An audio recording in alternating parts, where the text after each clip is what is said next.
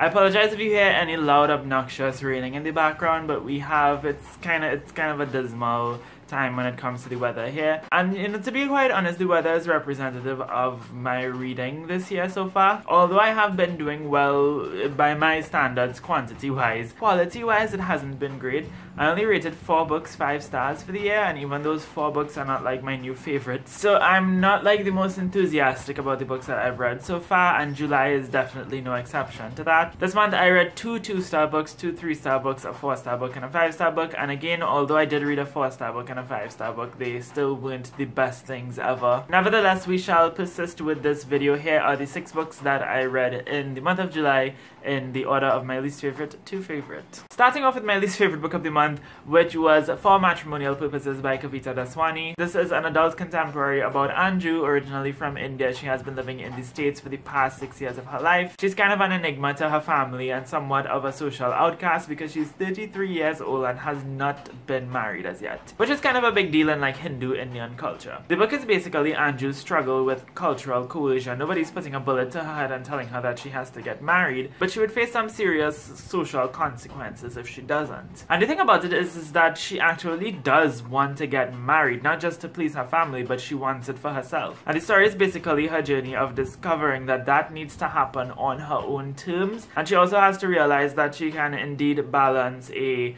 successful career in the public sphere and a traditional marriage at the same time. And that message is all fine and dandy, a bit cliche when it comes to South Asian books, but whatever. Where this book fell flat though was the structure and delivery of the novel. It made for one of the most unengaging books with some of the most dull characters and a very distorted but well-meaning message. The first like 1/5 of this book is like us being introduced to Anju. She's been living in the States for the past few years. She comes home to visit her family. She's entertaining their desires once again to arrange a marriage for her. That doesn't really work out, and then from there we jump about like more than 10 years into the past and work our way back up to the present for like the entirety of the rest of the book. We don't get back to the present until like the last 40 or 50 pages.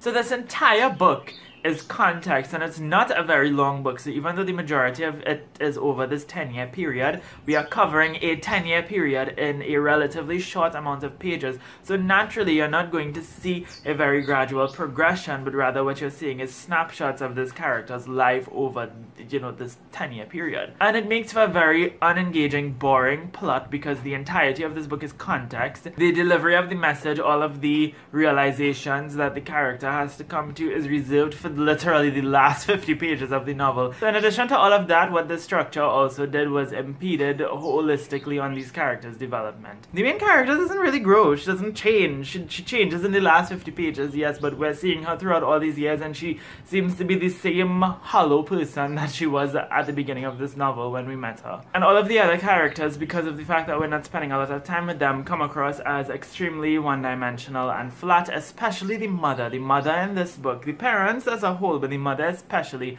are your stereotypical, prototypical South Asian parents. Like if you watch Superwoman, the parody of her parents that she does. That's what they read like. That's what the mother in this book read like. And I was just like, this is getting tired. I honestly could not deal with this book. I do not recommend it. Give this one a hard pass if you ever see it. I don't think you'll ever see it because it's not that popular, and it's not that popular for a reason, because it's lame. The next book I gave 2.75 stars to, so it wasn't horrible, but I still didn't really like it, and that was All Over Again by Adziko Simbajijile. This is a middle grade novel set in Jamaica, and it's about a 12-year-old boy who's going through different things in life. He has to face a multitude of obstacles throughout this book. Nothing super major, but just like regular things that the regular preteen boy would have to grapple with, especially the average Caribbean preteen boy, so things like school and bullies and, having to understand his family. I do acknowledge that this is a wonderful story. It's an important story, and I definitely see and understand and accept all of its reverence and acclaim that it has received over the past few years. I liked reading about this main character's journey and his story.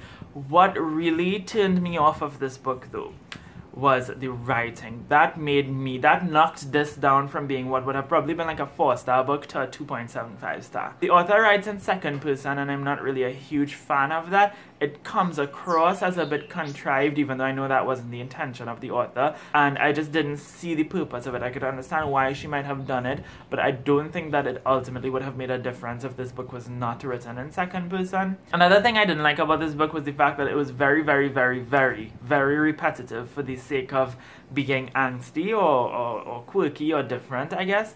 And I'll read you an example of that. So this is on page 24, where our main character is facing a bully. You just want to ignore Kenny. You want everyone to ignore Kenny. Then maybe he would get the hint and sit down. Sit down instead of stand up. Stand still instead of walk. Walk back to his seat at the front instead of walking back to your seat at the back.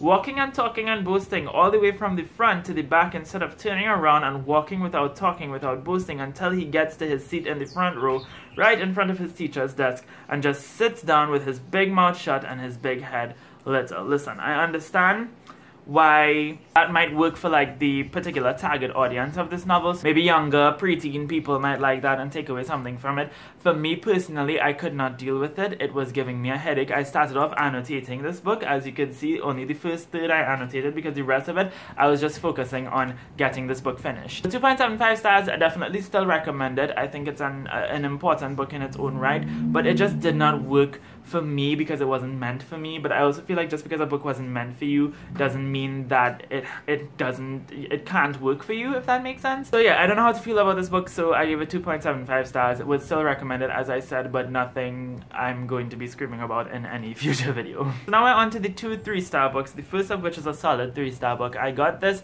as a complimentary gift from a purchase that I made with Scribbles and Quills, so thank you very much to them for that. It's called Light of God by Madevi M. Sound. Not something that I would go for on a regular day, but I got it for free, so I decided to give it a try, and I really appreciated this book. It is basically the author's journey of moving from a place of darkness and depression to a place of contentment and happiness. This book didn't really offer anything new for me to think about. It did bring a lot of things to the forefront of my consciousness that I was kind of sleeping on, and I really appreciated it for that reason.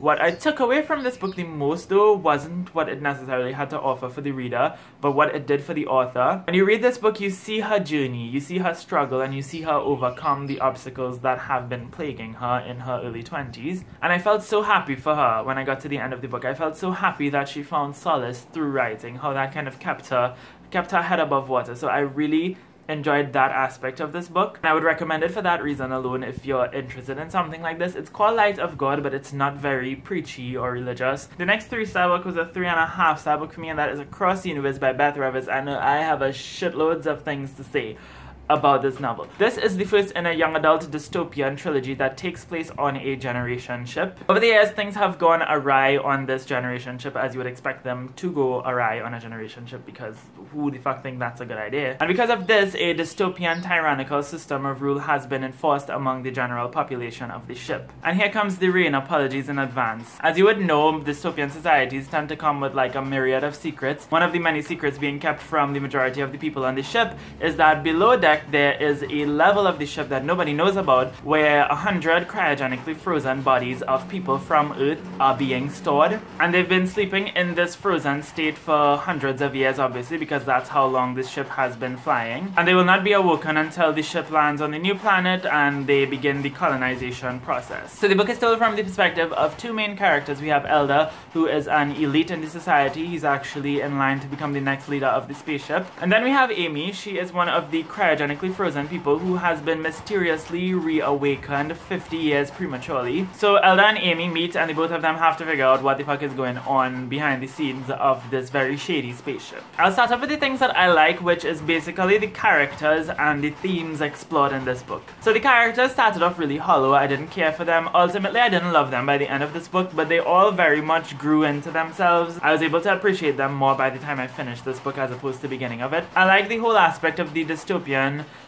system of rule being a means through which you quell a population of a generation ship, because a generation ship is such a fascinating concept in the sense that people are going to go through so much psychological and philosophical problems and damage, because the purpose of your life is literally to be in transit, to literally transport a piece of metal to another part of the galaxy or whatever, so that your descendants can start a new life on a new planet because your ancestors made a decision that you have no control over. And that is a very, very, very, very horrible life to live, in my opinion. I hope humanity does not get to the point where we actually consider this as a viable idea. I liked how this book emphasized the importance of history in fostering a sense of identity and purpose among our population. So I really like those aspects of this book. What I did not like about this book, there are two main things about this book that really cheapened the quality of it for me. I might have given this book 5 stars, a full 5 stars, if it wasn't for these two things. First off was the world building. You're giving us this big spaceship that's supposed to be like 50 times the size of Disney World or something. It's huge, but it's small at the same time because it's not as big as Earth, obviously. It's a spaceship. So we are grappling throughout this novel with the fact that this spaceship is so big and so huge and so grand, but at the same time it's so small and so tiny, and it's all these people have ever known. And we're not getting a good description of the spaceship, we're not getting good visuals, I'm not getting a sense of this environment whatsoever. The extent of the world building in this book is flip to the first page and look at the map and you'll know where you are. There's no description, and even when you look at the map, the spaceship it looks very elaborate.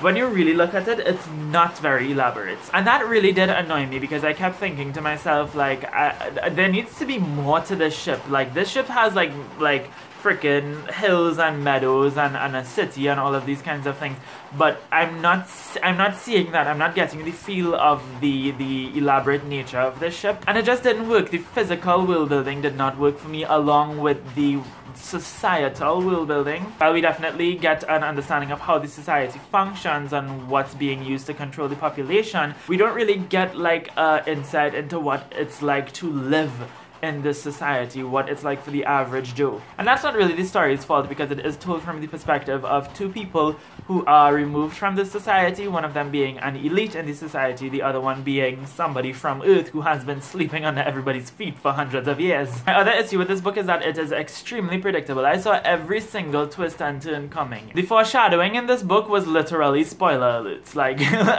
like the hints were so obvious, and the thing about this book is that there's nothing much to work with. There's not a lot of characters, so it's very easy to decipher who did what and what's really going on and what's the secret behind X, Y, and Z. So I was able to foresee every single reveal that this book had in the end of it. Thematically and conceptually, this is a very solid story, but in terms of its execution, it could have been a lot better. So 3.5 stars, would recommend it if you feel like you care to read it. Now on to the 1 4-star book that I read, which was Enchanted Air by Margarita Engel. This is the only book that I read for the Booktubeathon in the Booktubeathon portion of July. This is basically the author's memoir. She was born in the early 1950s in Los Angeles to a white American father but to a Cuban mother. And as a child growing up, she would often go on trips to Cuba, and she falls in love with this island, and it's a huge part of her life, and she kind of like low-key loves it more than America. But then, as we know, the Cuban Revolution happens and the Cold War happens, and this causes a huge rift in Cuban-American relations, to the point where Americans are banned from going to Cuba, including Margarita herself. We follow her struggles with that and her desires to see her homeland, and honestly, I really love this book. It's told in verse, and as I always say, I think verse is such a brilliant way to tell a childhood memoir, because childhood memories are very non-linear, as we know, and they're very inconsistent, and the best way that you could transcript that into writing is through verse. So it really works well in this book. I loved it. I love the fact that this combines history and travel, my 2 favorite things other than books. And it's a wonderful book. It really did surprise me, so I gave it 4.5 stars, and this is not something you want to sleep on. If you like poetry, if you like history, if you want some good wanderlust, if you want some good Cuban representation, I would highly, highly recommend this book. Okay, so I had to wait a bit for the rain to unbunch her panties, but now that she has done that temporarily, let's quickly talk about my favorite book of the month, the one that I gave 5 stars to. That is Dreams Beyond the Shore by Tamika Gibson. This is a book set right here in Trinidad and Tobago, and it's a young adult contemporary that follows 2 main characters. We first have Chelsea, who is from a well-to-do family. Her father is actually running to become the Prime Minister of the country, and she's sort of grappling with the fact that her family is basically elevating themselves to the highest platform in the country, whilst knowing that her father has a very tumultuous past when it comes to politics and corruption, to say the least. She's also finishing up secondary school and is struggling with the fact that her parents want her to pursue a degree in law in London, whereas she actually wants to pursue a degree in creative writing in Washington, D.C. Our other main character is Kieran. He's around the same age as Chelsea, and he's from a more humble background. He's grappling with the fact that his father has always been sort of an enigma in his life, financially supportive but physically absent and emotionally distant. He's also trying to get a scholarship to go to the States through his athletic skills. He's a footballer. I believe he wants to attend university in Washington, D.C. as well. We don't have SATs in Trinidad, but people still do SATs in Trinidad if they want to go to school in the States, so that's how both of these characters meet. They meet taking SAT courses on the side of their regular schooling, and it sparks a romance from there, and the book takes many turns, and it's wonderful. I absolutely loved it. One thing that I observed about a lot of Caribbean young adult fiction that I've been trying to read more of recently is that the books tend to be very short. They typically don't go much over 200 pages. This book is like 180 something pages long, which is very short for your average YA contemporary novel, which this very much reads like. Do I think that this book could have been objectively better if it was a bit longer? Yes. Do I think that the author executed the most perfect story that she could have possibly written in this short page span? Abso-fucking-lutely. This book was well written. All of the characters were extremely well fleshed out. The family dynamic in here was amazing. But what stood out to me the most about this book is the fact that it's set in Trinidad. It's set in my country, and it's so unapologetically, so authentically Trinidadian. So many things about this book are very prevalent to Trinidadian society, from the way that the author kind of weaves in these political issues that have to do with drug trading and underhand corruption and that kind of stuff, to simple little tiny things like the neighbor telling Chelsea that, you know, tell your grandmother I have mangoes for she, like that. I just absolutely loved it for that reason. It was so charming, and although I've read some stuff set in my country before, this is the first time that I've read something so contemporary, so close to my experience. I saw myself in these characters, and I also saw so many people I know in these characters. I love them a lot, and I just want what's best for them, and I love their relationship. I love everything about them, and I love everything about this book. It's amazing. I gave it 5 stars. I highly recommend this book if you're looking for something set in Trinidad and Tobago. If you want something set in my country, I shove this book in your face unapologetically, and I will be talking about this on my channel for the rest of the year and the rest of forever. So these are all of the books that I read in the month of July. Again, I'm sorry for the loud rain noises that you might have heard in this video. I can't control the weather, unfortunately. I'm not, what you call those people again? Shaolin Showdown. They control the weather, right? No. They control elements. Anyways, if you've read any of these books and you have any thoughts on them, please share them in the comments down below. That being said, thank you all so much for watching. I hope you have a lovely day, and until next time, inshallah, keep reading.